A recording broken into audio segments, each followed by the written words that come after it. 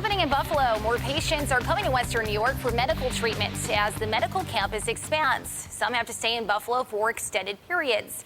A few organizations open their doors to give those patients a place to stay. Now, one of them is running out of room. The Kevin Guest House says they've had to turn people away because of it.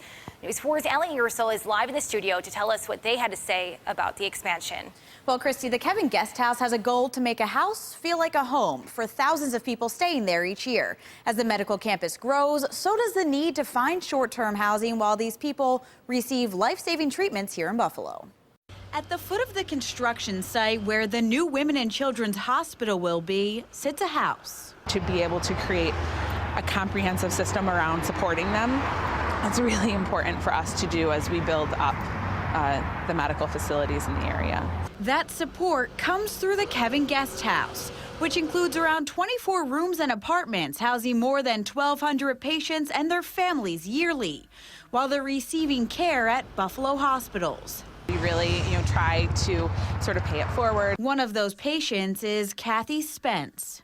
Just to keep you close by in case there's any problems. Spence is from a rural community in Ontario. In September, the mom of two was diagnosed with bone marrow cancer, which developed into acute myeloblastic leukemia.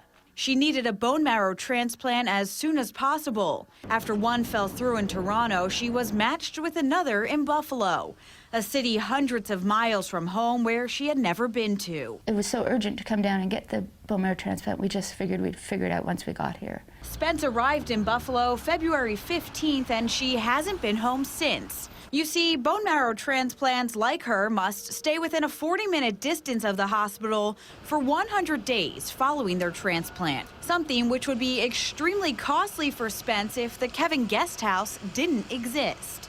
Fees are very, very reasonable. When you're away from home and you've had to take time off work, it's been a huge peace of mind. Spence now considers the City of Good Neighbors, which is lending a helping hand to her during this time of need, her home away from home. I love Buffalo. Buffalo is so surprising. Buffalo, I really had no idea what to expect. The nonprofit organization is in the middle of their first capital campaign ever. They're raising money as they expand. Now, they actually just bought a second home, well, a fourth home, but they're second on that area on Ellicott Street, and they'll actually be able to double their capacity then. So right now they have 1,200 people coming in. They'll be able to have 2,400 people. Wow. So how do they plan to fundraise for this? So there are a couple of fundraisers. First off, this Sunday, there is a race. You can race the tracks down, or the train downtown. That's one of their fundraisers. They also have a golf outing happening this year. Awesome. Great. Very cool. Yeah, so this isn't the only cool thing about them. I just wanted to add this as well, Christy. The Kevin Guest House was actually used as a model for another big house that a lot of people know of, the Ronald McDonald House. So the person who created that, he came to Buffalo for treatment, stayed at the Kevin Guest House, and now he created the Ronald McDonald House. So very interesting. Wow, yes. Look at that. All right, Ellie, thanks so much.